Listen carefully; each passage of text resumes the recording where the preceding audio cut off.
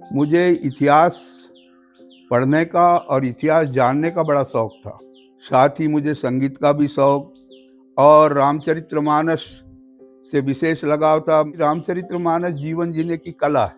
Kenya विश्वविद्यालय जो कि पूरे विश्व में सबसे फेमस है, वहाँ एक पीरियड रामायण का अनिवार्य कर दिया गया है। सतपुड़ा अंचल के अंतर्गत हम आते हैं, चाहे वो सरंडी की पहाड़ हो, चाहे मोहबर्रा की पहाड़ हो, चाहे इधर की जितनी भी पहाड़ है, ये सब उसकी शाखा है। उगली का झंडा चौक है, वहाँ पत्थरों से बनी मूर्तियां हैं, उनका इतिहास क्या है? ये गोंडवाना कालीन है, हेमाद्र पंथी, अच्छा। उससे जो बनाई गई है। राजा खड़क सिंह टिकरी से वहां पर जो नदी है, वहां से उन्होंने एक खैरी के जंगल में एक लकड़ा भूता कह के आता है, वहां तक सुरंग का निर्माण किया था। बहादुर शाह ने उसका कारू मुकासी का सिर काट दिया, फिर भी वो घोड़े पे धड़ सहित लड़ते रहा। अच्छा। और ढकेलते रहा किसको? बहादुर शाह को। जी। और ऐसा करते करते जी उगली तक आ गए। तो सावर झोड़ी है जहाँ महादेव जाते हैं लोग, जी जी। वहां खो के अंदर जाकर के स्नान करते हैं। मगर उसका कनेक्शन कहाँ से? लांजी से। संत मौनी दादा कौन थे? संत मौनी दादा का असली नाम था केशवानंद जी। और मौनी बाबा इसलिए कहते थे कि वो हर समय मौन रहते थे, तो चमत्कारिक बाबा थे वो। उमेश्वर नाथ महाराज जी का। हाँ, ये ओमेश्वर नाथ जी बंडोल छपारा के, जो मैंने बताया, जी। महान तपस्वी थे जो नाथ संप्रदाय से आते थे। उनकी जो जटाएं थी वो 21 फुट लंबी थी। अंदर जहां उनका पूजन कक्ष है, शयन कक्ष है, वहां पर एक कुइया है, कुआं, तो उसमें वैनगंगा का जल आता है। आज भी आता है। उन्हीं ने सबसे पहले वैनगंगा दर्शन एक छोटी पुस्तक के रूप में लिखा था। विश्व के महान लोकतंत्र के गणमान्य नागरिकों, आप सबको पत्रकार अजय नागेश्वर का बहुत बहुत नमस्कार। आज हम जानेंगे हमारे उगली का इतिहास, वैनगंगा नदी की लोक कथाएं और भी ऐसी चीज़ें जो आज तक के हमने कभी नहीं सुनी होंगी। तो आज हमारे बीच बहुत ही खास मेहमान हैं, दिलीप बिसेन जी। बिसेन जी, आपका बहुत बहुत स्वागत है आज के इस कार्यक्रम में। धन्यवाद जी। हमारे दर्शकों को आप आपका छोटा सा परिचय दे दीजिए। मैं समस्त जो दर्शक मेरी आवाज़ सुन रहे हैं उनको मैं नमस्कार करता हूँ। मेरा परिचय, मेरा नाम है दिलीप कुमार बिसेन, ग्राम उगली का निवासी हूँ। मेरे पिताजी श्री लक्ष्मी प्रसाद बिसेन उर्फ बाबू भाऊ, जो पूर्व में उगली और खांबी के 1962 से 1982 तक सरपंच रहे। मैं उन्हीं का ज्येष्ठ पुत्र हूँ। मेरे 4 भाई हैं, जिसमें से एक भाई का निधन हो चुका है। 2 हैं अभी, जो कि एक शिक्षक के पद पे है और एक का मेडिकल स्टोर से है। और मैं आपको आपकी जानकारी में बता दूं कि मेरे बाबूजी सन 1956 के AA में थे और उनको हिंदी साहित्य और इंग्लिश साहित्य और साथ में अर्थशास्त्र, इसका बहुत अच्छा अनुभव था। हमें बचपना से संस्कार जो मिले, वो संस्कार मेरी माँ, मेरे पिताजी से भी प्राप्त हुए। बाद में मैं पढ़ने के लिए मोहबर्रा चले गया। हमारा परिवार जमींदार घराने से आता है। मेरे ग्रैंडफादर जो थे आजोबा, सम्माननीय पूजनीय श्री प्रेम सिंह जी भाऊ, मैं उन्हीं के पास रहता था। और जो अंतिम जमींदार हुए, जिन्होंने जमींदारी उन्मूलन के समय आखिरी हस्ताक्षर किए, मेरे बड़े बाबा जी श्री वेंकटराव जी बिसेन, वो बड़े शौकीन आदमी थे हर चीज़ के। तो वो मेरे को पास में रखते थे और बहुत सारी बात बताते थे। यहाँ तक कि संगीत के मामले में भी उनके पास प्रत्येक वाद्य यंत्र थे, जैसे सितार, हारमोनियम, तबला, ढोलक। और उनके बहुत सारे सहयोगी थे जो आते थे और उनके साथ बैठक करते थे। मुझे भी उन्होंने सिखाया। सबसे पहले सितार पे मेरे को एक गाना सिखाए थे, वीणा मधुर मधुर कुछ बोल, ये शास्त्रीय संगीत के अंतर्गत आता है। उनसे भी प्रेरणा मिली। मेरे बड़े पिताजी थे, वो बड़े धार्मिक थे, श्री पूज्य झुम्मक लाल जी बिसेन जी, जो कई पदों पर आसीन रहे। सिवनी जिले में क्योलारी के ब्लॉक अध्यक्ष रहे। वो हर एकादशी को मुझे हनुमान मंदिर ले जाते थे। वहाँ पर हरे राम कीर्तन हुआ करता था और वहीं से मुझे संस्कार प्राप्त हुए। साथ ही मुझे इतिहास पढ़ने का और इतिहास जानने का बड़ा शौक था। ये कहो कि एक तरह से मुझे आप ही आप जी ऐसा लगा कि मैं इतिहास की जानकारी प्राप्त करूं। साथ ही मुझे संगीत का भी शौक और रामचरितमानस से विशेष लगाव था मेरा सबसे अधिक, क्योंकि रामचरितमानस जीवन जीने की कला है और भागवत पुराण जो है वो मोक्ष की कथा है। तो जीवन जीने की कला, राम ने चरित्र अपना कैसा रचे, उसके पात्रों के चरित्र कैसे थे, इसके बारे में अधिक से अधिक जानकारी मैंने उठाया।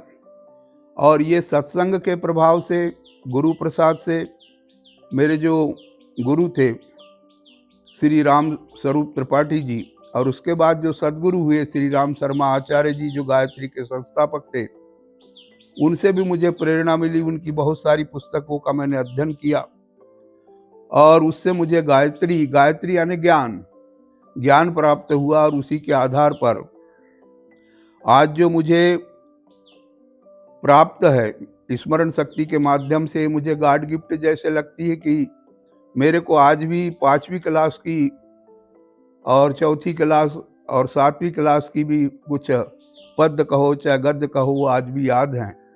ये एक प्रकार से मुझे देन थी ईश्वरी, जो मैं अपने आप को सौभाग्यशाली समझता हूँ। मेरे में जितनी बुद्धि है, जितना ज्ञान है, उसके बारे में ये हमारे नागेश्वर जी जो भी प्रश्न करेंगे मैं उसका उत्तर दूंगा। ये जरूर कहूंगा कि मैं बहुत बड़ा ज्ञानी नहीं हूं, क्योंकि गोस्वामी तुलसीदास जी ने भी कहा है, मैं तो अति मति मंद गवार हूं। जबकि उन्होंने रामायण जैसे ग्रंथ लिखे जिसको एक चौथी पास भी पढ़ सकता है और बड़े बड़े डिग्री धारक भी उसको, और विद्वान भी, मनीषी भी, महामंडलेश्वर भी, जगत गुरु भी उसको समझ नहीं पाए कि रामायण है क्या। तो मैं तो फिर उनके चरणों की धूल के बराबर हूँ। परंतु जितनी मुझे प्रसाद स्वरूप जो प्राप्त हुआ है उसके अनुसार मैं अपने उद्गार कहूँगा। जी। जैसा कि आपने बताया आपको कुछ गद्य और पद याद हैं, तो आप कुछ गद्य या पद सुना सकते हैं?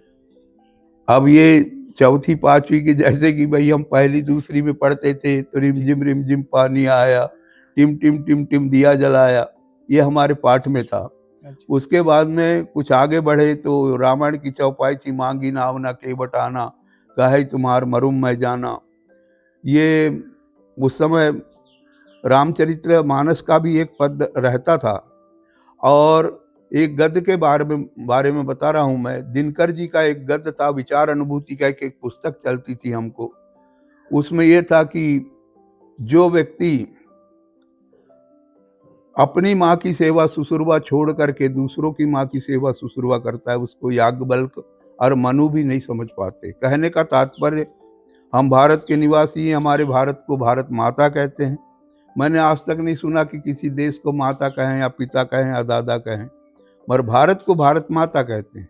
और जो हमारे भारत के विचार हैं, यहाँ की संस्कृति है, इसको भूल करके जो विदेशी सभ्यता अपनाते हैं, जो विदेशियों का साथ देते हैं, उनके लिए तो साफ लिखा हुआ है कि याज्ञवल्क्य और मनु भी नहीं समझ सके, तो फिर हम कौन सी बिसात रखते हैं कि हम समझ सकें। और उनको तो मैं बहुत बहुत ये कहना चाहता हूँ कि पहले अपने माँ से प्रेम करें, उसके बाद दूसरे की माँ से प्रेम करें। ये अच्छी बात है कि दूसरों की सेवा करना चाहिए, परंतु अपनी माँ को दुरा करके नहीं करना चाहिए। ये मेरे विचार। जी, बहुत अच्छी बात कहे। इतिहास, अध्यात्म और स्थानीय संस्कृति में आपकी गहरी रुचि रही है। यह रुचि आपके अंदर कैसे आई? ये रुचि मेरे अंदर ऐसी आई कि एक बार जब मेरे बाबूजी यहाँ पर सरपंच थे, उस समय 1978 के दरमियान एक 7 सदस्यीय टीम जो गजेटियर लोग थे वो यहाँ उगली में आए। जी। उन्होंने बाबूजी ने उनके रहने की व्यवस्था करे।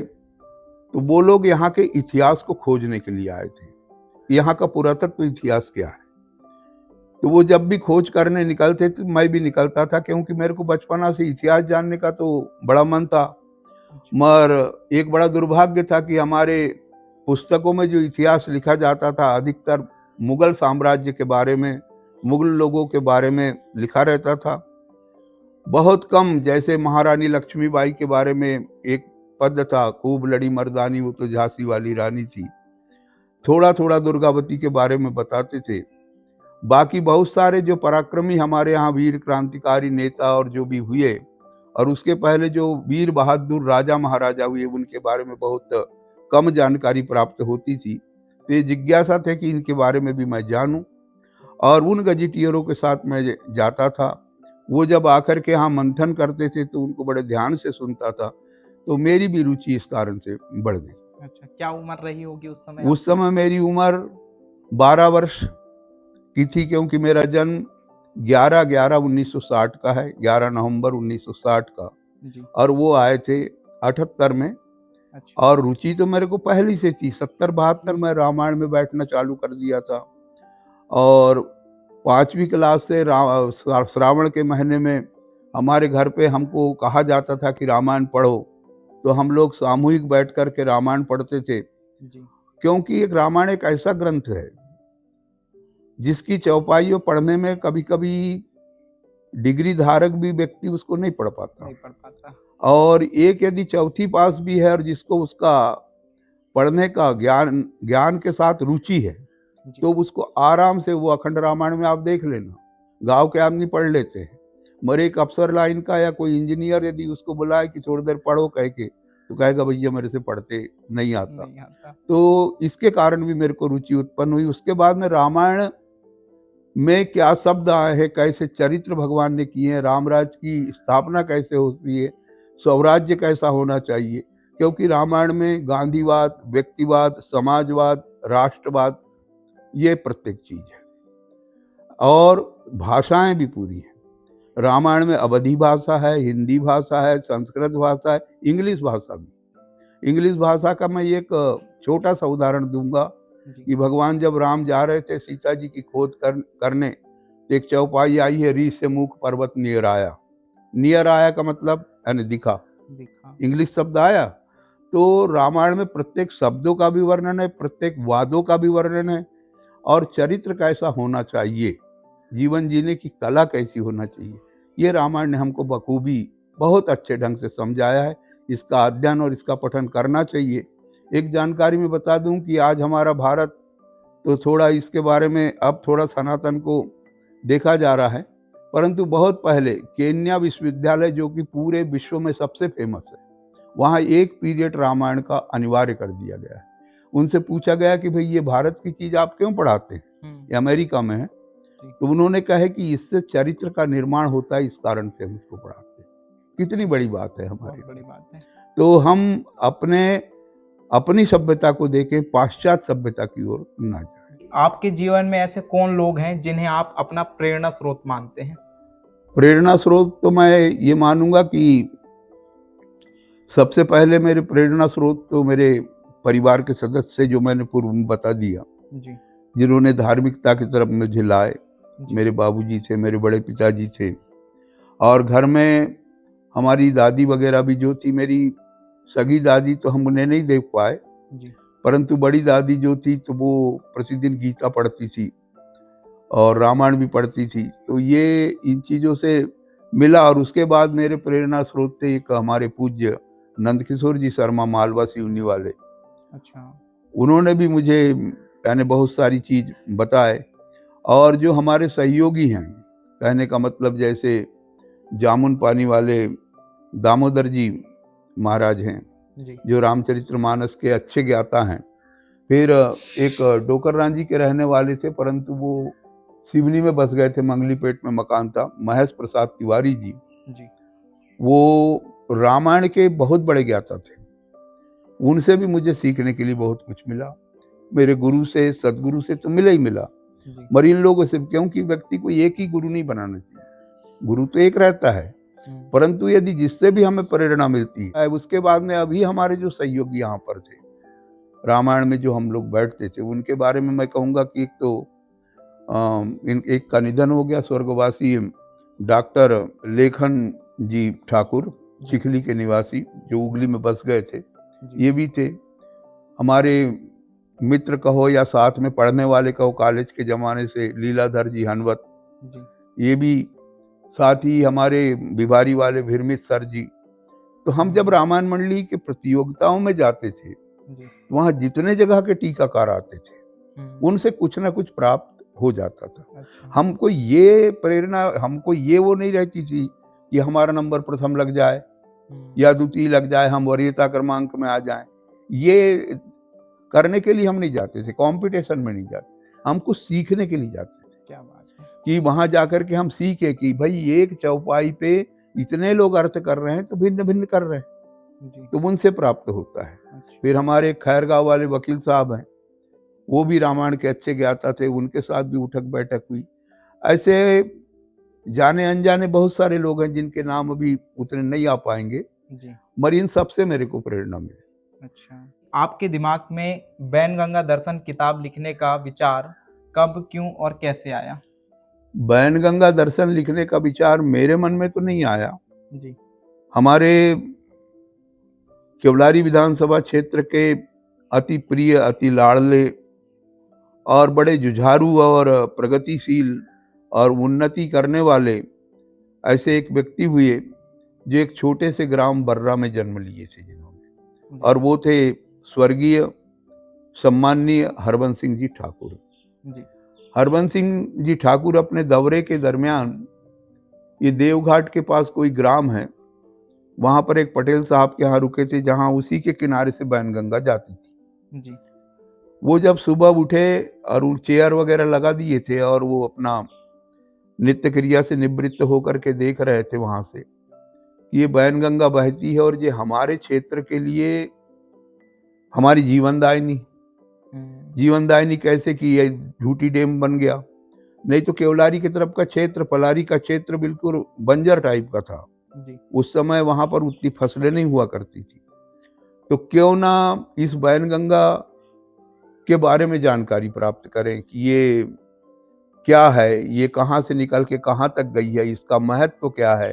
तो महत्व में उन्होंने अपने मन में विचार किए कि भाई इसका भौगोलिक महत्व, इसका पौराणिक महत्व, इसका और कोई वैज्ञानिक महत्व, इसके खनिज संपदा इसके अंतर्गत क्या थी, ये ऐसा उनके मन में एक उद्गार जागृत हुआ। उन्होंने ये बात रखे तो बहुत लोगों ने इसका समर्थन किया और बोले इसका जैसे भाई नर्मदा जी का महोत्सव मनाया जाता है, गंगा जी का महोत्सव मनाया जाता है, तो ये भी तो हमारी गंगा है ना, बैनगंगा नाम है, तो इसका भी महोत्सव मनाया जाए। उसके बाद में फिर उन्होंने संपर्क करे, कुछ लोगों ने नाम दिए, हमारे वरिष्ठ जो थे श्री राजेंद्र नेमा जी। तो राजेंद्र नेमा जी ने कहा कि ठीक है भाई, यदि आप ये कहोगे, क्योंकि वो हमारे यहाँ के जो सिवनी के लिए तो सबसे बड़ी देन है कि जगत गुरु जो थे हमारे द्विपीठाधीश्वर परम पूज्य श्री श्री 108 श्री स्वरूपानंद जी महाराज जी, वो इसी जिले के रहने वाले, दिगोरी के जी। और उनसे जाकर के भी उनने आशीर्वाद प्राप्त किए, और वो नेमा जी उनके बड़े निकटतम रहे थे, उनकी वहाँ से जो पत्रिकाएं निकलती थी वही छापते थे। अच्छा। तो नेमा जी को इसका मुखिया बनाया। फिर हमारे उगली में हमारे नगर सेठ हैं मोहम्मद साबिर अंसारी जी, इन्होंने कहा यार हमारे यहाँ एक व्यक्ति बहुत अच्छा है जो इतिहास के बारे में बहुत जानकारी रखता है, वो है दिलीप बिसेन, बोले उसको भी रखो। तो ठाकुर साहब तो मेरे को जानते ही थे और मेरा कभी उन्होंने खड़ा नाम नहीं लिया, मेरे को दिलीप बाबू कहते थे, क्योंकि मेरे बाबूजी और मेरे परिवार से वो जब कुछ भी नहीं थे उस समय से जुड़े हुए थे। अच्छा। और पारिवारिक रिश्ता था हमारा मोहबर्रा से और उगली से। जी। तो मुझे भी खबर मिली कि मेरे पहुंचना है बर्रा कह के, मैं भी गया और एक हमारी ऐसी टीम तैयार हुई, तो हमको भी बड़ा अच्छा लगा कि यार हमारी बैनगंगा के बारे में हम जानकारी प्राप्त करेंगे और जो हमको मालूम है उसको हम बताएंगे। तो इस प्रकार से वो संरचना बनी, और उसके लिए गर्मी के दिनों में, ऐसा नहीं कि ठंडी या बरसात में, गर्मी के दिन में अप्रैल के महीने में हम लोगों को सर्व सुविधा दी गई ठाकुर साहब की तरफ से। ये उन्हीं की प्रेरणा थी। अच्छा। और एक कैमरामैन दिया गया, 2 जो लेक्चरर स्तर के थे वो लिपिक दिए गए, यानी लिखने वाले, सहयोगी और हम सब लोग निकल गए बैनगंगा की परिक्रमा में। और ये प्रेरणा ठाकुर साहब को विशेष रूप से मिली कहाँ से? बंडोल छपारा में बैनगंगा के किनारे एक आश्रम है, जहाँ एक महाराज जी वृद्ध हो गए हैं, वो अब हैं क्या नहीं कह सकता मैं। उन्होंने पैदल घूम करके बैनगंगा की एक बार परिक्रमा की थी। अच्छा। तो छोटी सी पुस्तक लिखे थे उनने खास जगह की। तो वहां से उनको विशेष प्रेरणा मिली कि इसका फिर से एक इतिहास क्यों न बनाया जाए, जो आने वाली पीढ़ी भी जाने और लोग बाग भी जानेगी कि बैनगंगा का महत्व, क्योंकि ये सिवनी जिले से निकली जी। भाई। गंगा जी तो हिमालय से निकली है, और जा करके गंगोत्री से निकल करके और सागर में मिली है, गंगा सागर में। सबको इतिहास मालूम है। नर्मदा जी का मालूम है कि अमरकंटक से निकल करके खंबात की खाड़ी में गई, पर बैनगंगा का नहीं मालूम था। इस कारण से ये रुचि पैदा हुई और ये उन्हीं की देन थी, जिसके कारण हमारे को ये अवसर प्राप्त हुआ कि जो हमने बैनगंगा दर्शन लिखने में अपना सहयोग दिए, और हमें उससे बड़ी खुशी हुई, आत्मिक खुशी हुई कहना चाहिए। हमारी नदी है बैनगंगा, इस नाम के पीछे क्या कहानी है, कुछ बताएंगे? बैनगंगा नदी का नाम एक किंवदंती है जी। किंवदंती के अनुसार, पहले तो आपको बता दूं कि बैनगंगा का वर्णन जब हमने गजेटियर निकलवाए, ठाकुर साहब ने निकलवाए भोपाल से, न्यू मार्केट से, तो उसमें वर्णन आया कि इसका पुराणों में भी जिक्र है। फिर पुराणों की प्रतियां तलाशना चालू किए, तो बैनगंगा का वर्णन मिलता है वैवर्तक पुराण में, श्रीमद् भागवत पुराण में जी। और कुरुम पुराण में। तो इसका उसमें वेण्या नाम है। अच्छा। बैनगंगा नाम नहीं, वेण्या है। वो अभ्रंश हो गया, इसलिए उसको अब बैनगंगा कहते हैं। मर जब ये चपराड़ा के आगे जाती है जी। तो इस बैनगंगा का नाम और बदल जाता है, प्राणहिता कहलाती है। अच्छा। हाँ, कि ये प्राणों को देने वाली है, प्राणहिता, जब गोदावरी में संगम करती है तब। अच्छा। और किंवदंती ये है कि एक गांव का मुखिया था, गोंड जाति का, जी। तो उसकी बेटी थी और बड़ा अकाल पड़ता था, पानी नहीं मिलता था, पीने के लिए भी नहीं मिलता था। तो उनने कहा कि एक कुआं खोद दी जाए। जी। तो अपनी बेटी की शादी कर चुका था, तो अपने दामाद को उसने घर जवाई लाया था, उसको घर जवाई कहते हैं। तो वो सब साथ में जाकर के और कुआं खोदते थे प्रतिदिन। जी। पत्नी भी साथ देती थी, वो मुखिया भी साथ देता था, वो दामाद भी और वो बेटी भी, सबके लिए भोजन लेके जाती थी। जी। ऐसा करते करते बहुत गहरी हो गई वो कुआं, परंतु पानी ना निकले। ये बड़ा उसमें पड़ गया मार। बार बार गंगा जी को, जो भागीरथी गंगा है, उनको कहता था कि माँ एक बार यहाँ पर आ जाओ तो हम निहाल हो जाएं। बड़े श्रद्धा और विश्वास से कहता था जी। तो एक दिन रात्रि में उसको स्वप्न आया कि कल तू काम जब तेरा निपट जाएगा तो तू कुछ भूल जाना कुएं में, और बाद में दामाद को भेजना कि फलानी चीज भूल गया, उसको लेकर के आओ, कुआं में पानी निकल जाएगा। मुखिया उठा तो बोले ब्रह्म मुहूर्त का है, 4 बजे का स्वप्न, शायद सही हो जाए। तो ये काम करके उस दिन घर आए और बोलते दामाद साहब एक चीज गलती हो गई, मैं आज चरु भूल गया। यानी लोटा जो होता है ना, उसको चरु कहते हैं। अच्छा। पहले चरु कहा जाता था आदिवासी समाज में, और बहुत समाज में कहते थे। चरु भूल गया, उसको लेकर के आ जाओ। तो वो गया दामाद, जैसे गया वो लोटा उठाने के लिए, वैसे ही उसमें एकदम से पानी ऊपर तक आ गया। अच्छा। और वो वहीं डूब गया। गंगा नाम था उसका। अच्छा। और जब उसकी पत्नी को पता चला कि मेरे पति कुआं में डूब गया और पानी ऊपर तक आ गया, अब खुशी भी है दुख भी है जी। तो गई, उसका हीरू नाम था, गई और बोलने लगे कि हे गंगा मैया, हमारे कुआं में तो तू आ गई, मेरे पति को भी ले ली है, एक बार दर्शन करा दे, मैं अपने पति के दर्शन करना चाहती हूँ। तो ऐसे निकले जैसे हुआ, और फिर जो वो डूबा तो फिर नहीं निकला, तो ये भी कूद गई। अच्छा। जो वो थी हीरू बाई, वो भी कूद गई। अब ये दोनों भागे तो ये बैन जो था, बैन गंगा जिसका नाम था गंगा, वो पश्चिम की तरफ से भागा जी और वहां से ये सीधी भागी। और जो चरू था, जी। तो एक नदी और निकल गई वहां से, चरू। अच्छा चरू नदी भी निकली है बरघाट क्षेत्र से। जी। वो आकर के फिर बाद में कुछ ही दूर पे आकर के वो फिर समाप्त हो गई, वो अच्छा नहीं बढ़ी। मगर हिर्री चलते रही। बैनगंगा भी ऐसा घूम करके चला, जी यानी बैनगंगा ने वहां से आ गया तुम्हारे से लखनवाड़ा, लखनवाड़ा से दिगोरी होते हुए, बंडोल छपारा से होते हुए, कोठी घाट होते हुए, सिद्ध घाट होते हुए, ऐसा घूम करके पूरा ये हमारे हुगली के 4-5 किलोमीटर दूर से ये सीधा इधर आ गया। और जहाँ पर, और वो सीधी आई, जी। कौन, वो हिर्री। हिर्री तो आकर के ये सरेखा के पास दोनों का संगम हुआ। संगम हो गया। तो इसलिए उसको हिर्री बैनगंगा संगम कहते हैं। तो बैनगंगा अभ्रंश नाम है, जी बाकी पौराणिक नाम इसका जो है वो है वेण्या। इसके बारे में संस्कृत में श्लोक श्रीमद् भागवत पुराण में भी आया है, वैवर्तक पुराण में भी आया है और कुरुम पुराण में भी आया है। जी तो ये इन सब का खोज करके और इसके बारे में हमने जानकारी प्राप्त की थी। जी। सतपुड़ा पर्वत का पुराना नाम क्या था? सतपुड़ा पर्वत, ये जो हमारे पूरे भारत देश में 12 पर्वत है जी मुख्य रूप से। जैसे हमारे जनगण मन में भी आता है विंध्य हिमाचल यमुना गंगा उच्चल जल तरंग, जी तो विंध्याचल, अरावली, ऋष्यमुख, ऐसे 12 पर्वत आते हैं। उसमें से एक है ऋक्षवान पर्वत।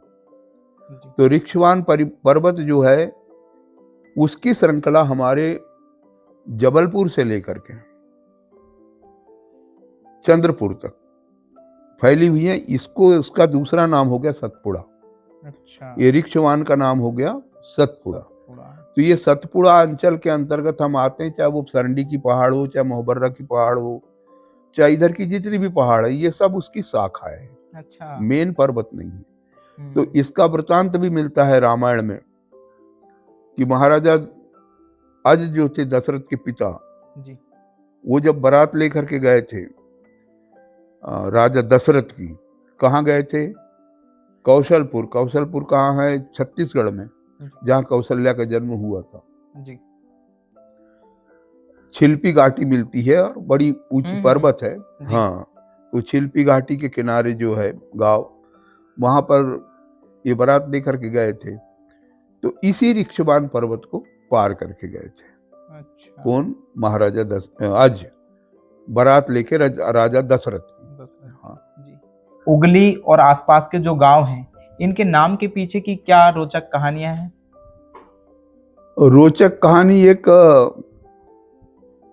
पूर्व में हमारे यहाँ पर हम लोगों के भाट लोग आते थे। अच्छा। पवार समाज के। जी। तो उनका भी परिचय बता दूं, जो सिंगर है हेमलता। हाँ। आज भी है वो। जी। हेमलता, आशा भोसले, लता मंगेशकर जी, यानी तो वो ऊंचे थे। ये भी हेमलता के बहुत गाने हैं। जी। वो तुम्हारे से अखियों के झरोके में भी है, नदिया के पार में भी है, जब दीप जले तब आना, ये भी उनका गाना है। हेमलता का एक पद है उसमें यशुदास के साथ। जी। तो उसके नाना थे वो। अच्छा। और उनके मामा भी आते थे, मधु भट्ट और मोहन भट्ट। एक एक महीना रहते थे यहाँ उगली में। उगली में हमारे यहाँ रहते थे। अच्छा। और आसपास के पुआरी गांवों में जाकर के वो मांगते थे उस समय। दीगर समय में वो गोंदिया और मुंबई, अच्छा। तो वहाँ रेडियो स्टेशनों पे काम करते थे। आज अब वो करोड़पति अरबपति बन गए, उनके आल औलाद, अब वो नहीं आते। जी। तो उन्होंने एक इन गांवों की रचना बनाए थे और बोले जी बिल्कुल सत्य बात है कि ये ऐतिहासिक है। अच्छा। ऐतिहासिक ऐसा है कि मानव सभ्यता का निर्माण जहां भी हुआ है वो नदियों के किनारे हुआ है। जहां जल की व्यवस्था है वहीं तो मानव बसेगा ना। जैसे हमने सिंधु नदी का इतिहास पढ़े हैं, उसके किनारे मानव सभ्यता आई। अमेजान का पढ़े हैं, फरहाद का पढ़े हैं, गंगा नदी का पढ़े हैं, नर्मदा नदी का पढ़े हैं। तो ये था पूरा आदिवासी बाहुल्य और जंगल थे। अच्छा। यहाँ बैनगंगा के किनारे भी आदिवासी लोग कबीले बना करके रहना चालू किए। जी।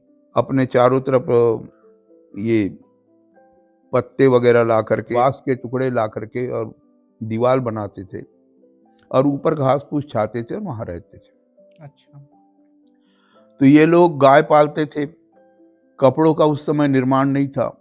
जी। छाल पहनते थे गाय की, पौधों की। अच्छा अच्छा। और इनका खान पान जो था वो कंदमूल फल अच्छा अच्छा। और जंगली जानवरों को मार करके उनको भूज करके खाना। उस समय ये नहीं जानते थे कि भाई इसमें नमक डालना है कि मिर्ची डालना है कि पेट भरना है। तो ये कि यहाँ का मुखिया था वो कबीले का, उसने गाय पाला। अच्छा। बहुत सारी गाय पाला। जी।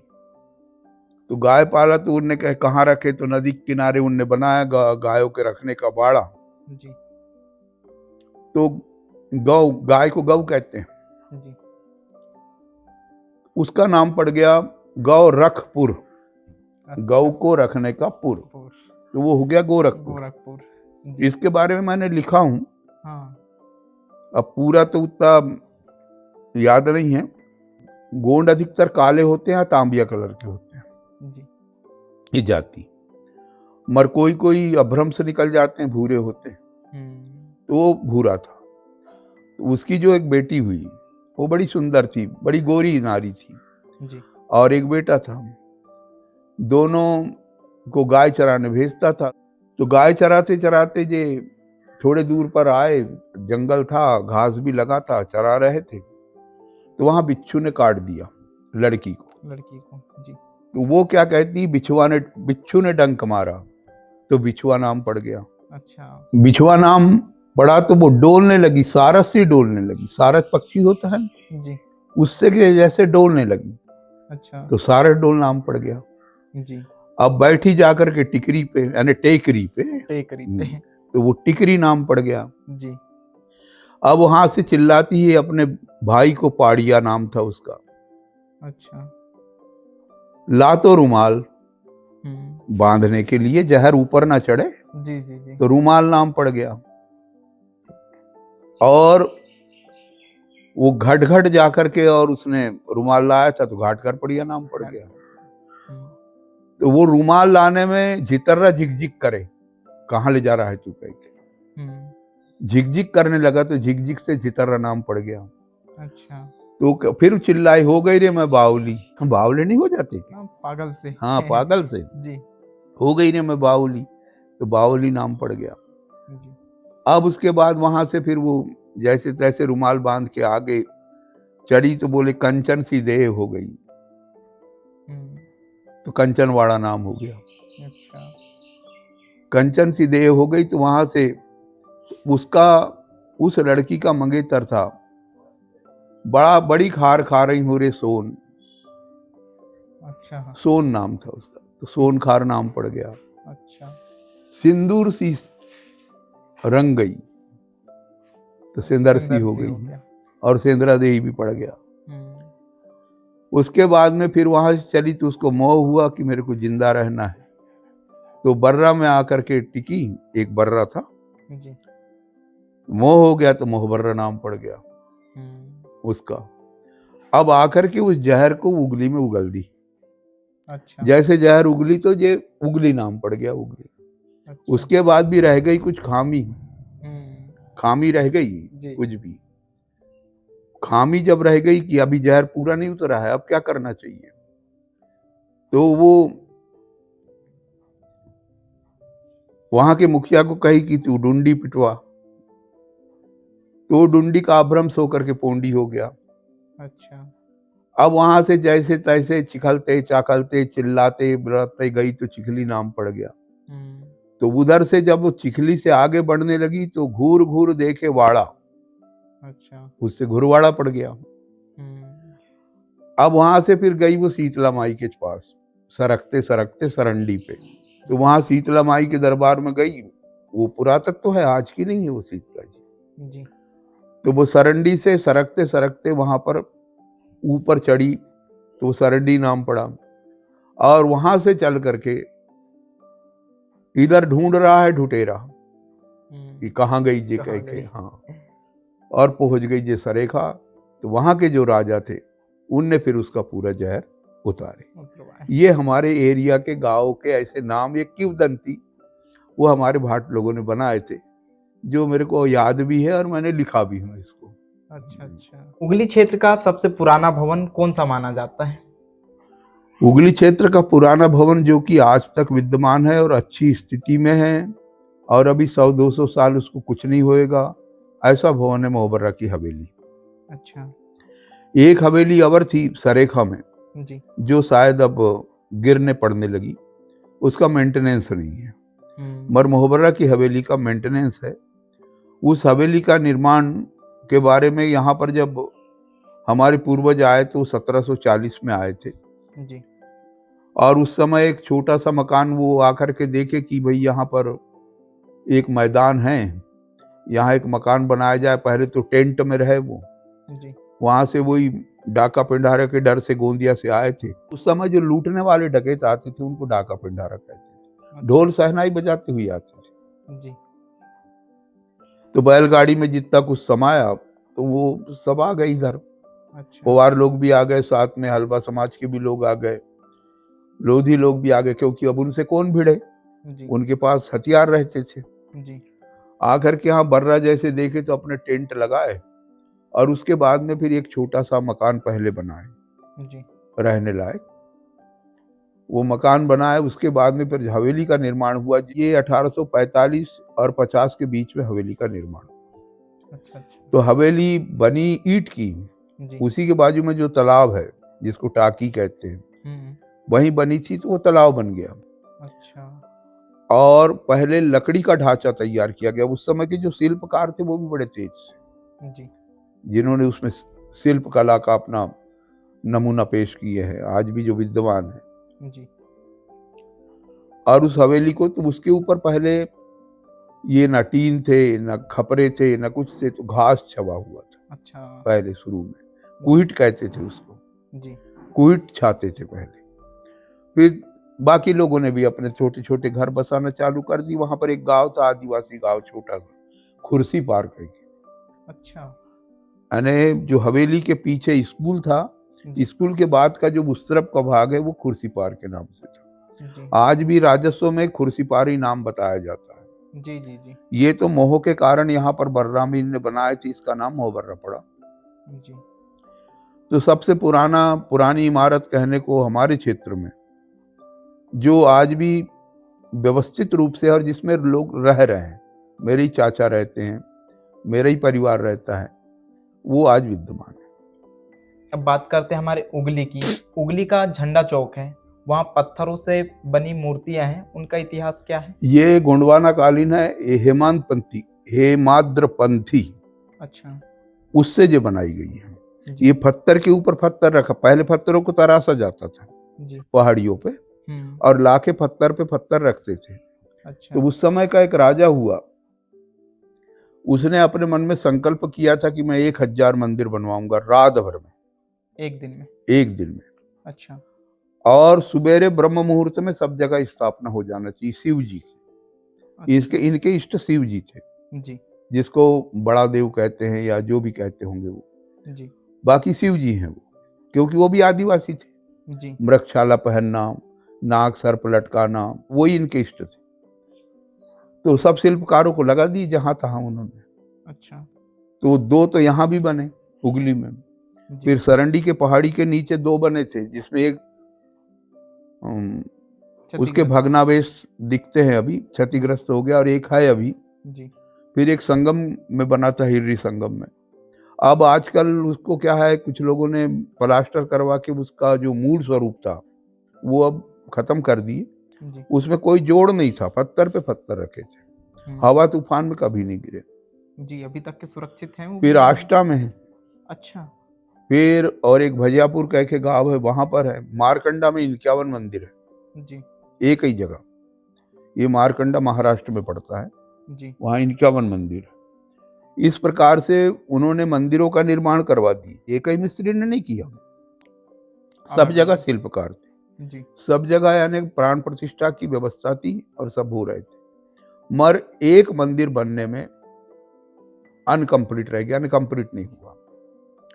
इस कारण से राजा ने, और सुबह हो गई, सूर्य निकल गया, जी सूर्य निकलने के कारण उन्होंने पूरा काम बंद करवा दी कि अब कोई भी मंदिर में शिवलिंग स्थापित नहीं होगा। अच्छा तो कहीं पे भी शिवलिंग स्थापित नहीं हुई। परंतु कालांतर में जी कि मंदिर हैं, अच्छे हैं, वो राजा तो मर मिटा गया।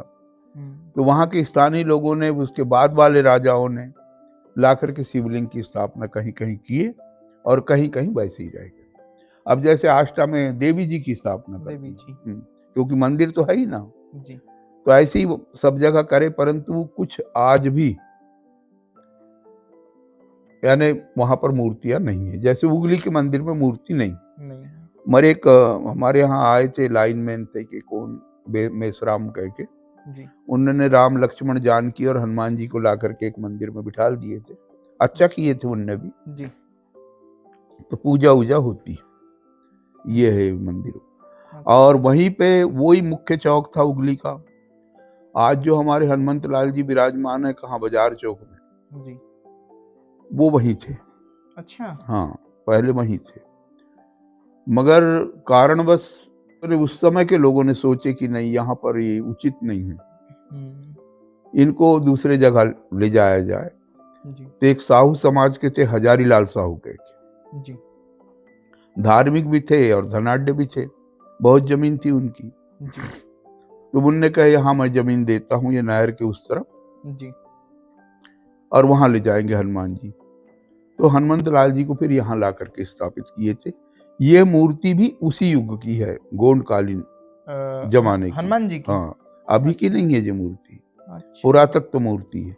वहाँ जो दूसरी मूर्ति अभी जो रखी है दोनों तरफ, जी और शिवलिंग भी जो है वो भी पुरातत्व है। अच्छा। साथ ही ये जो पीपल वाला तालाब है, जी जी वहाँ पार के ऊपर कुछ मूर्तियों के भग्नावशेष मिलेंगे, जिसमें गणेश है, कार्तिकेय हैं, वो पड़े हैं वहीं पे। और उसी के बीच में एक टावर भी था। अच्छा वो टावर ताम्र का था।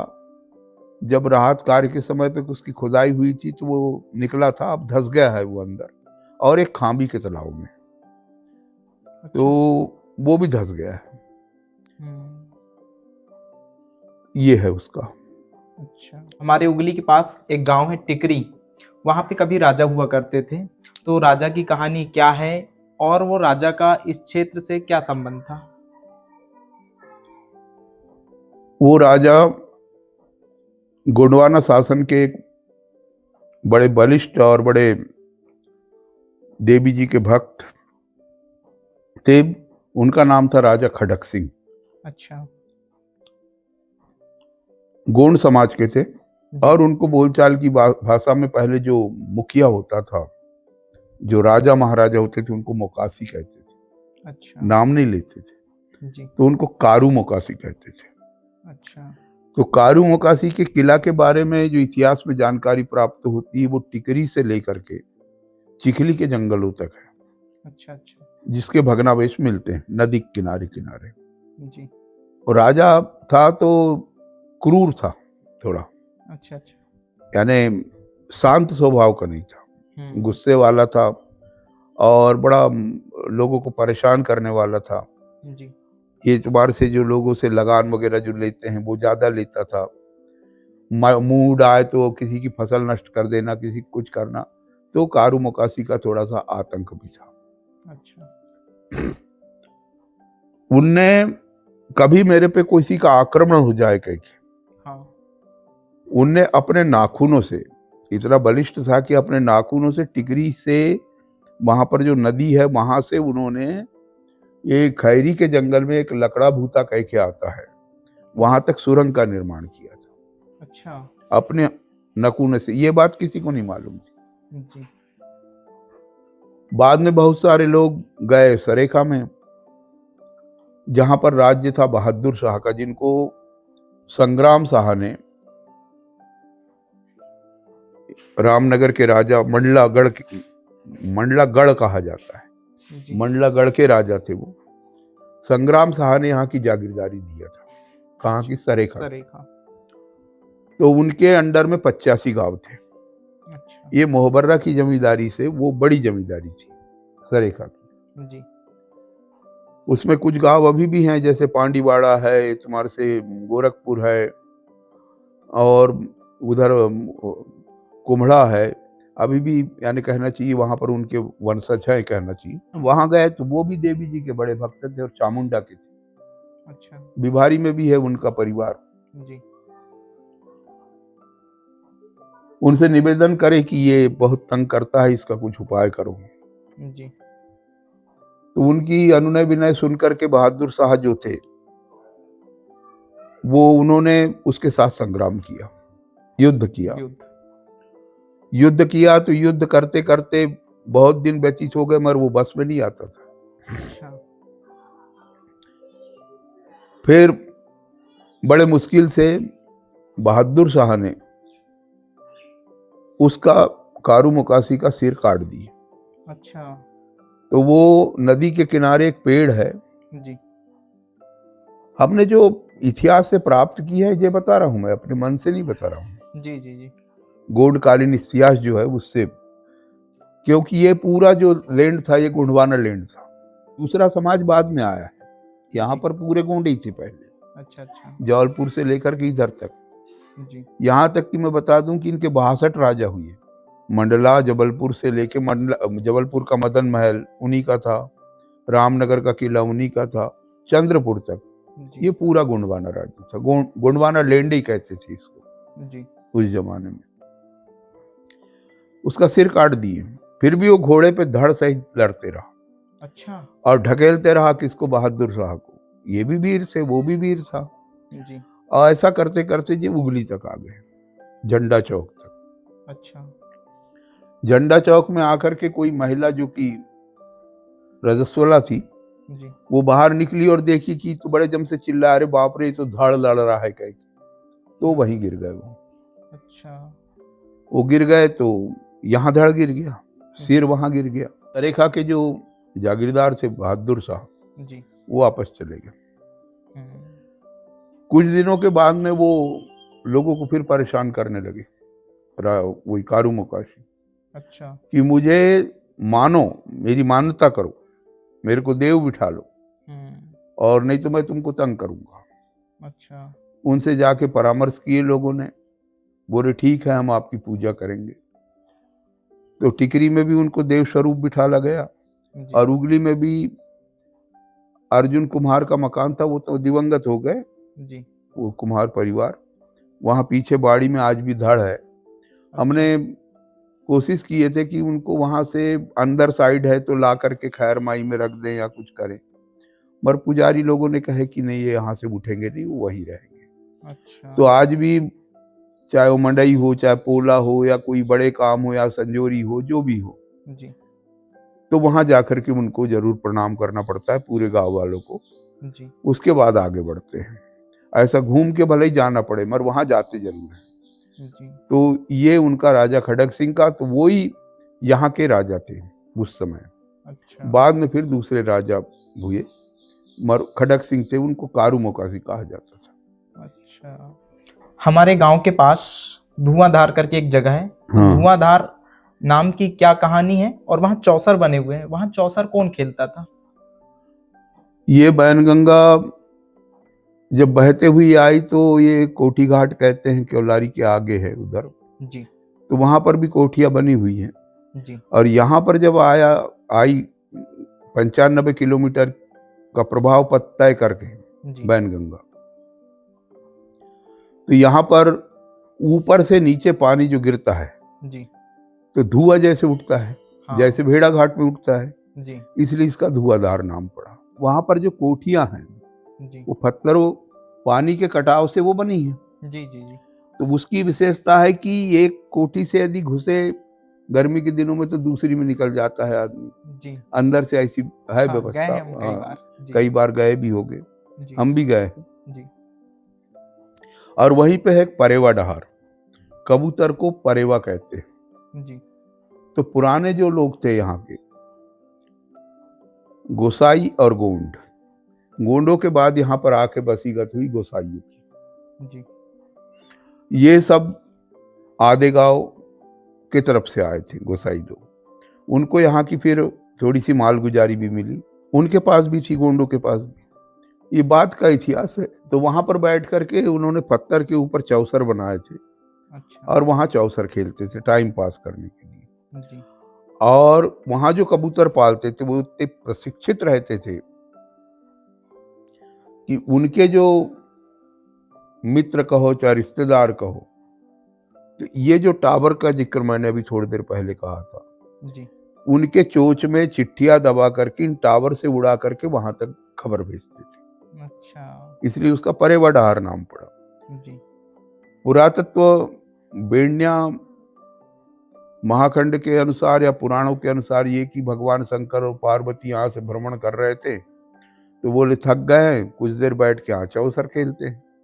अच्छा। तो ये भी लेख आता है कि उन लोगों ने भी वहां पर त्रिशूल से वो बना करके और एक गड्ढा भी किए थे गोटी रखने के लिए, और यहाँ चौसर खेले। जी। तो उसको चौसर पत्थर कहते हैं, वो आज भी विद्यमान है। पानी के थपेड़ों के कारण बहुत सारी लाइन उसकी मिटे जैसे दिखती होंगी, पर आज के 20-25 साल पहले बहुत स्पष्ट दिखता था, अभी भी है वो। जी जी। जैसे अभी कुछ देर पहले आपने लकड़ा भूता का जिक्र किया, तो लकड़ा भूता के बारे में भी लोग अलग अलग प्रकार की कहानियां बनाते हाँ हैं। बनाते हैं, जी। बिल्कुल सही बात है। इसकी असली कहानी क्या है? असली कहानी तो मैंने जो बताया वो ही है। जी। वहां पर अंदर एक जगह से रास्ता है जाने का, जी। तो अंदर इतनी बीट है यानी पक्षियों की, ऐसा लगता है कि जैसे मखमल पे चढ़ रहे हैं। अच्छा। मखमल जैसे गद्देदार बन गई। जी। उसके बारे में मैं, अब गांव के कुछ लोग उसके बारे में और अनेक कथाएं कहते हैं, मगर जो हमने प्राप्त की थी और हमारे श्रीमान नेमा जी ने जी। गोंडवाना कालीन इतिहास के माध्यम से, तो हमको ये मिला था कि वो राजा लोग भागने के लिए पहले सुरंग बनाते थे। जैसे एक और उदाहरण दे देता हूं मैं, कि जो सावर झोड़ी है जहां महादेव जाते हैं लोग, जी। जी। वहां खो के अंदर जाकर के स्नान करते हैं, हम्म। मगर उसका कनेक्शन कहाँ से? लांजी से। लांजी का जो राजा था, लांजी का जो किला था, जी। तो राजा महाराजा लोग यदि आक्रमणकारी सामने वाला यदि भारी पड़ रहा है तो सेनापति राजा को भगा देता था। राजा रहेगा तो राज्य रहेगा, तो भागने के लिए रास्ता बनाते थे। तो उसका कनेक्शन वहां से है, कहाँ तक? सावर झोड़ी तक।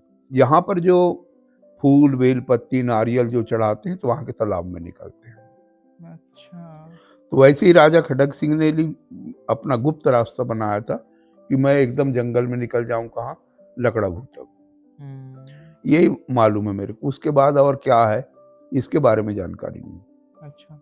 बताया जाता है वहाँ पुलिस स्टेशन था नहीं या... हाँ वो बात सही है, वहां नहीं था। जी। उसके आगे गौर झोला है। लकड़ा भूता के आगे गौर झोला एक गांव है, जी। अब है क्या नहीं मालूम। वहां पर अंग्रेजों के जमाने का फांसी घर था। अच्छा। और 2-3 उनके जो आदमी रहते थे ना, जल्लाद और वो पुलिस वाले कहो उस समय के, जी। उनके कमरे बने हुए थे। अच्छा। तो वहां पर फांसी दी जाती थी किसको? जो भारत के लिए लड़ते थे, क्रांतिकारी थे, तो अंग्रेजों के तो दुश्मन थे ना। जी।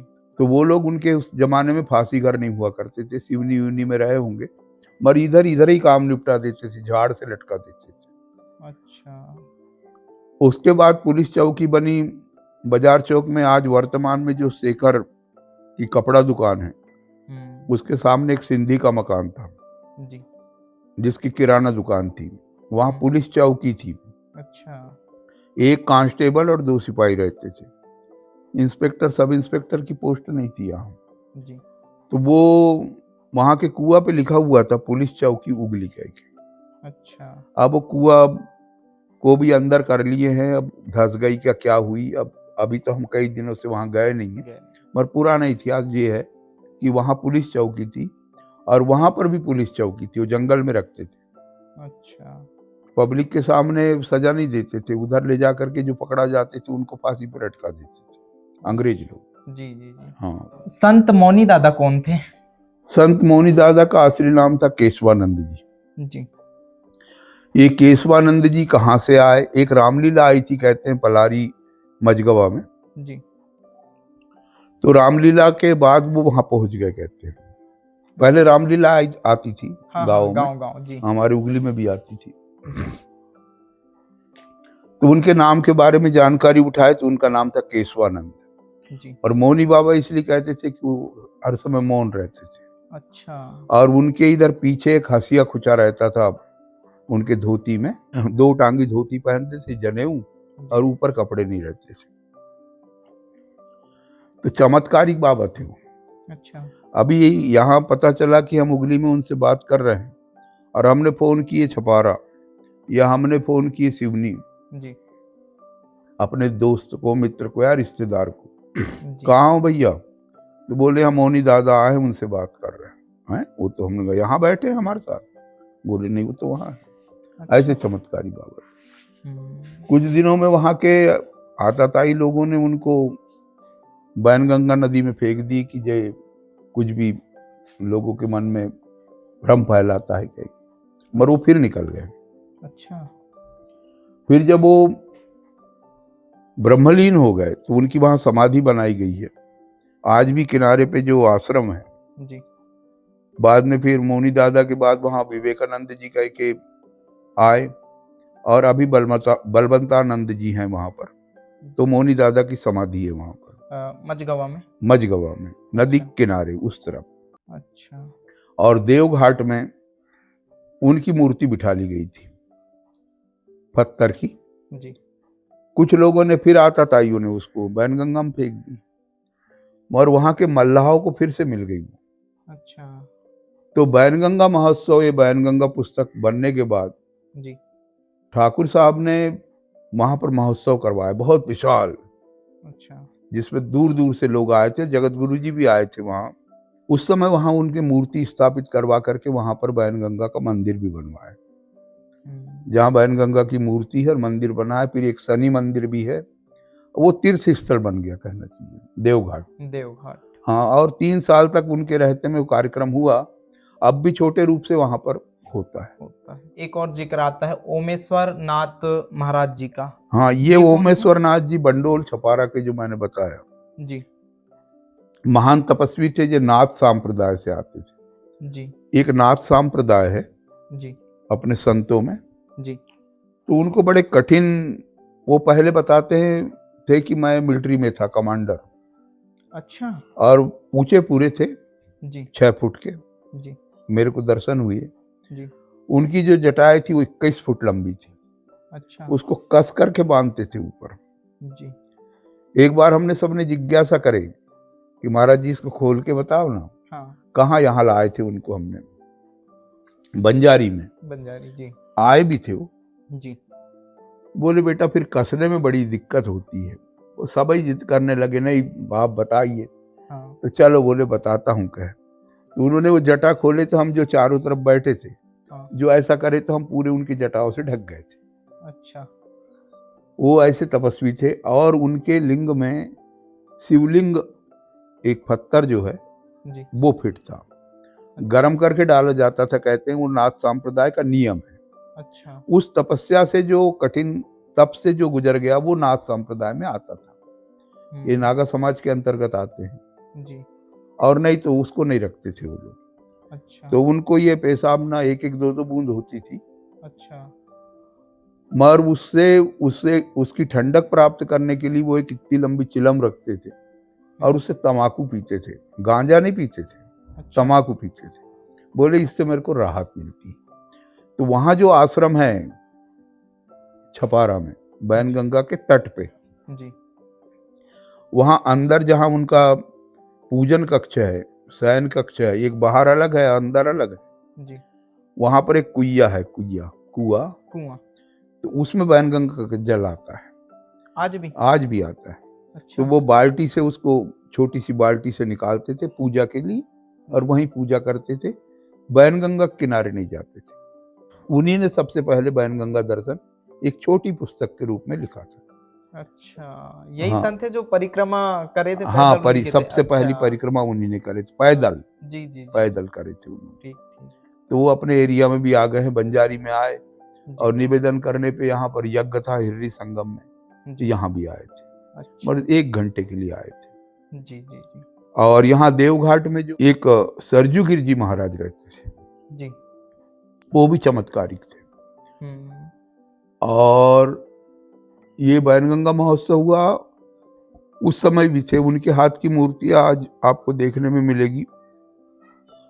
एक तो मिलेगी लोपा के पास, जो बड़ी बड़ी मूर्तियां बनी हैं। क्योलारी लोपा। हाँ, हम्म। एक शंकर जी की बनी है, एक काली जी की बनी, वहीं के खैर माई के सामने वो शंकर जी की है, एक हनुमान जी की है। ये उन्हीं ने बनवाया है, सरयू गिर जी ने। फिर मिलेगी दूसरी कहाँ आपको, जबलपुर से आगे कटनी मार्ग पे, अच्छा। वहाँ की भी बहुत बड़ी ऊंची मूर्ति है हनुमंत लाल जी महाराज की। ये भी उन्हीं ने बनवाया है। अच्छा। तो वो भी यानी बहुत बड़े एक संत थे। अब वो भी ब्रह्मलीन हो गए। अंकल जी, आपका जब हम इंटरव्यू लेने का एक पोस्ट को हमने सोशल मीडिया में डाला तो वहां से दर्शकों के सवाल हैं। दिलीप यादव जी हैं उगली से, उन्होंने पूछा है आज़ादी के पहले उगली और मोहबर्रा का इतिहास में क्या योगदान मिलता है, उस समय इन दोनों क्षेत्रों की क्या स्थिति थी, यहाँ कौन सी प्रमुख ऐतिहासिक घटनाएं हुई और क्या स्वतंत्रता आंदोलन से इनका कोई सीधा संबंध रहा है। स्वतंत्रता आंदोलन से संबंध क्या था, इसकी थोड़ी बहुत जानकारी है जी। यहाँ के जो उगली के पटेल थे मालगुजार, वो जी। बिसे नहीं थे। अच्छा। हम लोग नहीं, हम लोग गोंदिया से आए हुए हैं। अच्छा। मगर आज़ादी के पहले आ गए थे। जी। तो हम मोहबर्रा में थे। यहाँ पर जो थे तो एक पुलिस रिकॉर्ड में हमारे पवार समाज में 7 स्वतंत्रता संग्राम सेनानी हुए। अच्छा। जिसमें से एक उगली के हैं। अच्छा। बाकी नाचनवाही कह के गाँव है पांडे चपारा क्षेत्र में, जी। वहाँ के थे। तो यहाँ जो थे मोखा पटेल कह के एक बिसेन थे। जी। वो स्वतंत्रता संग्राम में सत्याग्रह के समय, जंगल सत्याग्रह, जी। उसमें उनका भारी योगदान था। अच्छा। और उन्होंने अपना सर्वस्व अर्पण कर दिए थे कहना चाहिए आज़ादी के लिए। जी। फिर दूसरे समाज के भी हैं। ये हलवा समाज से थे, एक मनसाराम जी कह के थे स्वतंत्रता संग्राम सेनानी। जी। एक नवली कह के थे, उनका भी था। ये जंगल सत्याग्रह के समय इन्होंने जंगल में रह करके अंग्रेजों पर पथराव वगैरह किए थे। अच्छा। और उनको यहाँ से खदेड़ा था। हम्म। खरपड़िया कह के किनारे गांव है, वहाँ के भी एक थे। इनका पूरा रिकॉर्ड पुलिस स्टेशन में है, जो स्वतंत्रता संग्राम सेनानियों के नाम से ऐसे पूरे वहाँ पर 9, 10, 11, 12 नाम है।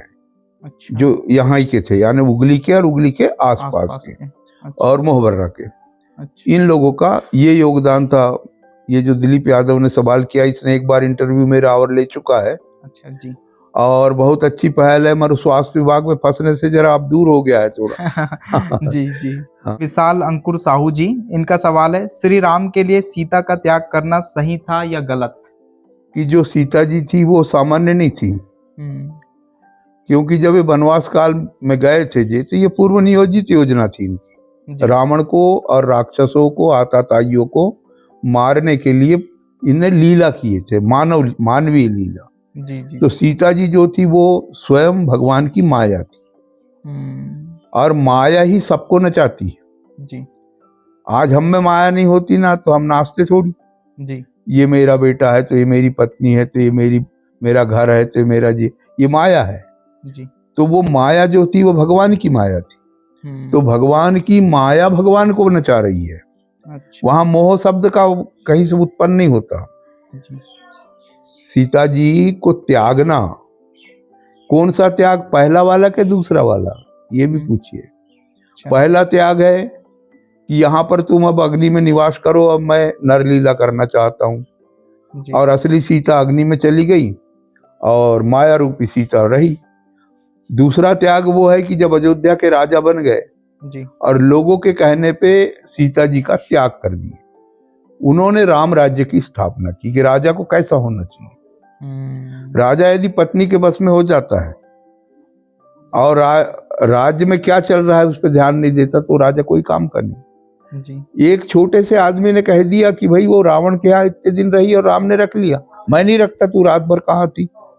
और उसके कहने पे, क्योंकि वो प्रजा की मनसा थी कि एक राजा पे, एक चक्रवर्ती सम्राट पे किसी प्रकार का आपेक्ष ना आए कह के उन्होंने सीता जी का त्याग किया था। जी। और त्याग के पीछे भी कारण था, इनका अब जाने का समय था। तो लव कुश को जन्म देने के बाद, वाल्मीकि से शिक्षा प्राप्त करने के बाद, वाल्मीकि जी अभी के नहीं हैं, वाल्मीकि जी राम के समय के हैं। और वाल्मीकि स्वयं ब्रह्मा जी का रूप था, जी। ब्रह्मा जी का रूप था वाल्मीकि जी का।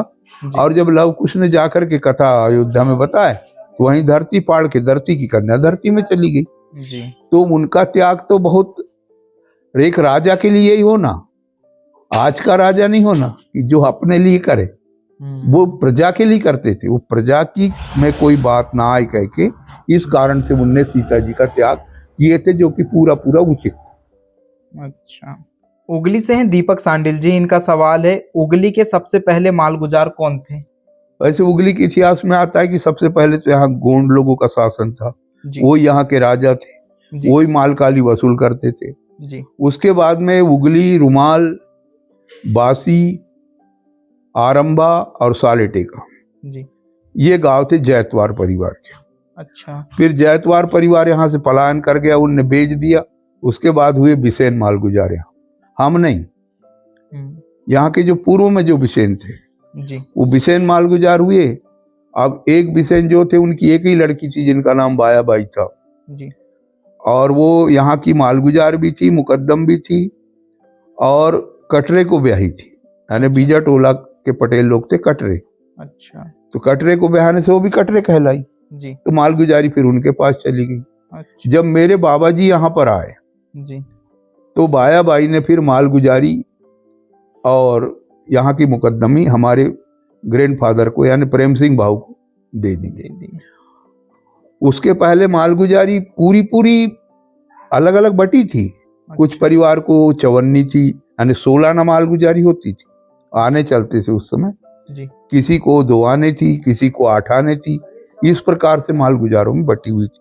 मगर पूर्व में जो यहाँ के जो पटेल थे वो बिसेन, बीच में और एक आ गए थे पटले, तातोबा पटले कह के, ये गोंदिया की तरफ से आए थे, जिनका ये उगली है, यही बाड़ा उन्हीं का है, जिनकी एक ही लड़की होने के कारण हमारे बाबा जी को उनने घर जवाई ला करके ये संपत्ति दी थी। अच्छा। दिए थे, यानी उनकी पत्नियों ने दी थी। तो यहाँ पर जो पटेल बाहर से आए वो सब घर जवाई के रूप में आए थे। अच्छा। ये इन्हीं के हाथ में मालगुजारी नहीं, मगर पूर्व में यहाँ के गोंडी राजा थे, गोंडी मालगुजार थे। अच्छा। एक और सवाल है कपूर चंद ठाकरे जी का, उन्होंने पूछा है हनुमान जी की पत्नी कौन थी और उनका क्या नाम था? हनुमान जी तो अखंड ब्रह्मचारी थे जी, ठीक है, परंतु हनुमान जी अपने गुरु बनाने के लिए उनको कहा गया कि तुम सूर्य को गुरु बनाओ। अच्छा। तो सूर्य को जब गुरु बनाने गए तो सूर्य ने बड़ी परीक्षा रख दिया, बोले मैं चलायमान हूं, मैं बैठ के शिक्षा नहीं दे सकता। अच्छा। मेरा रथ चलते रहता है, तुम रथ के पीछे दौड़ते रहो और मैं तुमको शिक्षा दूंगा। हनुमान जी ने वैसे ही किया, पूरी विधाएं जान ली, परंतु 4 विधा नहीं बताए सूर्य नारायण ने। जी। बोले वो 4 विधा नहीं बताऊंगा। बोले क्यों? बोले मैं वो विवाहित को देता हूं, जिसका विवाह हुआ है उसी को वो विधा देता हूं, वो ज्ञान देता हूं, अन्यथा नहीं देता। जी। तो बोले प्रभु मैं तो अखंड ब्रह्मचारी हूं, मैं कैसे विवाह कर लूं? तो बोले विवाह ना करो, परंतु अमानवीय आध्यात्मिक विवाह करो। तो सूर्य नारायण की एक बड़ी तेजोमयी पुत्री थी जिसका नाम था सुवर्य कला। कोई ग्रंथ में आता है स्वर्ण कला, अच्छा, और कुछ ग्रंथ में आता है सुवर्य कला। बड़ी तेजोमयी थी। उसके साथ आध्यात्मिक विवाह हुआ जिनका हनुमान जी का, जिसका भारत देश में एक ही मंदिर है और वो है ऋषिमुख पर्वत जो है दक्षिण भारत में, उसको उस समय द्राविण कहते थे, द्रविण देश कहते थे। तो ऋषिमुख पर्वत से करीबन 32 किलोमीटर दूर एक गांव है स्वर्णपुर कह के, वहां पर आज भी मंदिर विद्यमान है जिसमें पत्नी के साथ हनुमान जी बैठे हैं। एक और हमारे दर्शक हैं, नाम है हर्षित चंदेल, उनका सवाल है सोना अग्नि में जलता नहीं, फिर सोने की लंका कैसे जल गई? ठीक प्रश्न है जी। स्वर्ण की लंका थी, ये सबको मालूम है, विदित है, और कुबेर की थी जो रावण ने छुड़ा लिया था। जी। जब हनुमान जी ने उसको आग लगाए तो स्वर्ण तो और आग में तपता है तो कुंदन बन जाता है जी और चमकने लगता है। जी उसके अंदर की जो चीजें थी वो जल गई, जी बेड जल गए और जो जो चीजें थी जल गई, मगर वो जो मंदिर बने हुए थे, मंदिर मंदिर प्रतिकर सोदा, वहां भवन नहीं है, मंदिर शब्द आता है, जी यानी मंदिर बने हुए थे क्योंकि वो देवताओं का था। जी अमर रावण ने अधिकार जमा लिया तो भवन एक पुनि दिख सुहाव, विभीषण का भवन था, मंदिर नहीं था, हम्म, तो वो और चमके। जी तो एक प्रतीकात्मक यदि उसको लिया जाए तो भाई हमारे भारत को पहले क्या कहते थे, सोने की चिड़िया। सोने की चिड़िया थी क्या भारत? नहीं।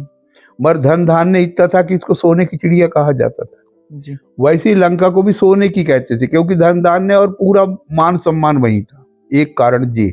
जी दूसरा कारण जो ग्रंथों के अनुसार है, जब हनुमान जी ने देखे कि ये लंका तो और चमक रही है, जी ये जल नहीं रही है, कारण क्या है? तो ज्ञानी नामाम ग्रगण्यम, हनुमंत लाल जी ज्ञानियों में शिरोमणि थे। अच्छा तो उनके दिमाग में बात आ गई बिल्कुल कि रावण ने शनिदेव हनुमंत लाल जी महाराज का अब कौन लगा भाई? यदि सच पूछा जाए तो हनुमान जी का शनि लगा साला। कैसे? सूर्य की पुत्री से विवाह हुआ ना हनुमान जी का, जी और सूर्य का पुत्र है कौन? शनि, और एक पुत्र है विश्वकर्मा। जी तो ये छाया से है, और एक संध्या कह के दो पत्नी थी सूर्य की। जी ये छाया से है कौन? शनि महाराज। और ये ग्रहों में भी आते हैं, जी बहुत इतना बड़ा ग्रह है वो, और कि किसी पे कुदृष्टि पड़ जाए तो उसका विनाश कर देता है, और यदि सुदृष्टि पड़ जाए तो उसको कहाँ से कहाँ पहुंचा देता है, रंक से राजा बना देता है। शनि महाराज की ऐसी कथा है। तो शनि को अपने उसने, एक ग्रंथ में आता है कि 4 पाई के एक पाए से बांध के रखा था, जी और कई उसमें आता है कि अपने पैर के नीचे दबा के रखता था रावण। जी तो पहले तो उसको छुड़ाए, शनि को जैसे छुड़ाए, और जो कुदृष्टि पड़ी लंका पे तो लंका पूरी काली होगी। अच्छा इस प्रकार से लंका जली। ठीक ठीक। अच्छा, मेरे मन में एक और सवाल आया, ये श्रीलंका वाली उस समय रावण वाली लंका है या वो लंका अलग थी? नहीं नहीं, ये जो अभी दिखती है, जी अभी रामेश्वरम का जो मंदिर है समुद्र के किनारे, जी जहाँ विवेकानंद की एक शिला भी है, जी तो रामेश्वर के मंदिर के ऊपर चढ़ो तो वहां से अभी की लंका दृष्टिगोचर होती है। जी मगर उस समय की लंका नहीं दिखती थी। नहीं दिखती थी इसलिए क्योंकि संपाति जब मिला इनको, हनुमान जी वगैरह को, तो उसने कहा मैं देख रहा हूं, तुम नहीं देख पाओगे क्योंकि गिद्ध ही दृष्टि अपार, गिद्ध की दृष्टि अपार होती है। होती है। उगली में यदि जानवर मर जाता था पहले, जी तो यदि सिवनी की तरफ भी गिद्ध है तो आ जाती थी। अब तो वो समाप्त हो गई, विलुप्त हो गई। जी तो वो बोले मैं देख रहा हूं कि लंका में एक अशोक वाटिका है, बगीचा है, वहां अशोक वृक्ष के नीचे सीता जी बैठी हुई। ये बताया कौन ने? संपाति ने। तो बंदरों को नहीं दिखी, इसका मतलब मनुष्य को नहीं दिखती थी। जी और ये जहाँ युद्ध हुआ था वो हिंद महासागर के किनारे, जहाँ पर आज इम्फाल शहर बसा हुआ है श्रीलंका का, वहाँ युद्ध हुआ था। तो उस समय की लंका दिखती नहीं थी, दूर थी। और जो सेतु बना था राम सेतु, उसके अवशेष आज भी है, जिसको वैज्ञानिकों ने खोजा है। जी ठीक है। ठीक। एक और सवाल है रविंद्र बिसेन जी का, उन्होंने पूछा सुंदरकांड का मुख्य नायक कौन था और सुंदरकांड का नाम सुंदरकांड कैसे पड़ा? सुंदरकांड का नाम, ये सुंदरकांड जो है ये 5वां सोपान है रामचरितमानस का। जी भगवान शंकर का नाम पंचाक्षरी है, ओम नमः शिवाय, पंचाक्षरी है। पंचाक्षरी मंत्र का बहुत बड़ा महत्व है। और सुंदरकांड में भगवान शंकर के जो रुद्रावतार थे, कौन? हनुमंत लाल जी का चरित्र है जी इसलिए इसको सुंदरकांड कहते हैं। इसके ऊपर एक पद है कम से कम 8 लाइन का, जिसमें सुंदर ही सुंदर शब्द आया है। इसको बड़ा अच्छे ढंग से हमारे पूज्य लालमणि जी महाराज जो रुमाल के संत थे, जी वो बड़ा अच्छा वर्णन करते थे। और सुंदर शब्द जो है, सिंधु तेरी एक भूधर सुंदर कौतुक कूद चढ़ता ऊपर, ये सुंदर शब्द बार बार रामायण में और जब जब आया है तब तब घटना घटी है। और वो भी घटना कैसी घटी है? रावण के लिए घटी है, हनुमान जी के लिए नहीं घटी है। जब हनुमान जी जा रहे थे वहाँ, तो हनुमान जी एक तो लंका में सीता जी की खोज करने जा रहे थे, और उसका अध्यात्म रहस्य ये है कि जब आदमी भक्ति की खोज करने के लिए जाता है जी। तो उसके सामने कई प्रकार के अटैक आते हैं। पहले सुरसा का अटैक आ गया, फिर सिंहिका का अटैक आ गया, फिर लंकनी का आ गया, ऐसे 5 अटैक फिर आ गए इनके सामने। उसके बाद जाके सीता जी के दर्शन हुए। कब हुए? जब संत मिला। संत कौन? विभीषण। बिनु सत्संग विवेक न हुई। जब संत मिलता है तो फिर भक्ति के दर्शन होते हैं, और भक्ति कौन थी? सीता जी भक्ति थी और भगवान ज्ञान थे। उसकी खोज करने के लिए गए थे। अब वो, इसका बड़ा सुंदर चरित्र है वैसे, और मगर लंबा है। मंदिर मंदिर प्रतिकर सौदा, देखे जहता अग्नि जोधा, गया हूँ दशानन मंदिर माई। हमारे शरीर में 10 दरवाजे हैं, ठीक है। 9 दरवाजे तो हैं ही, एक दरवाजे है काय का? बुद्धि का, जो यहाँ पर है तालू में, ये जहाँ शिखा रखते हैं ना अपन, वहाँ एक दरवाजा है जिससे सूर्य की किरणें हमारे शरीर के मेरुदंड से हमारे शरीर में आती है। एक अंतिम सवाल है, MS ठाकुर हैं, इन्होंने लिखा है वानप्रस्थ के लिए सांसारिक वस्तुओं का त्याग बताया गया है और श्री राम जी सीता जी मर्यादा की पराकाष्ठा माने जाते हैं। फिर सीता जी को स्वर्ण मृग का मोह क्यों हुआ? क्या इसे मोह माना जाए या इसके पीछे कोई दूसरी व्याख्या है?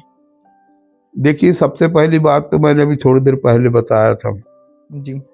सीता जी के बारे में। हाँ हाँ। रामचरितमानस में श्लोक लिखा है, उद्भव स्थित संहार कारिणी क्लेशारिणी सर्वश्रेष्ठ करीम सीताम न तो हम राम वल्लभाम। सीता जी पराम्बा है, वो उत्पन्न भी करती है, पालन भी करती है और संहार भी करती है। उद्भव स्थिति संहार कारिणी क्लेशारिणी सर्वश्रेष्ठ करीम सीताम न तो हम राम वल्लभाम। तो वो जो थी, तो पहले इनका विचार हो गया था कि हमको माया करना। ये बात लक्ष्मण जी ने भी नहीं जानी थी कि सीता अपन नर लीला करना चाहते हैं, तुम अब अग्नि में निवास करो और एक माया की सीता बनाओ।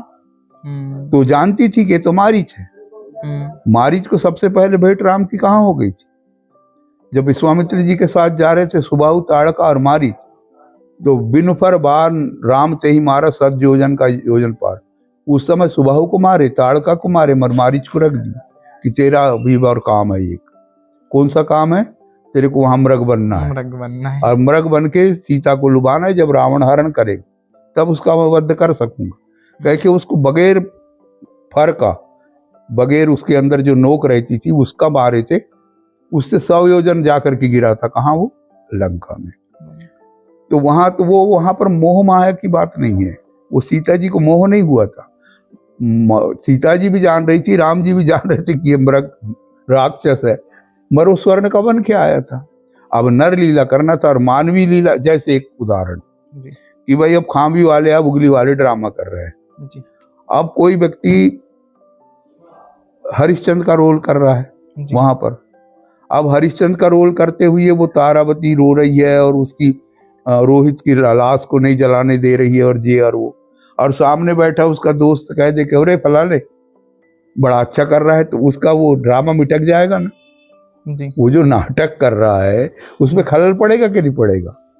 तो ये भगवान ने जितना किए हैं ये लीला की है। वो तो खुद ब्रह्म थे ना, वो तो सब जानते थे, मगर मानवीय लीला करके लौकिक और पारलौकिक का इन्होंने अंतर स्पष्ट किए।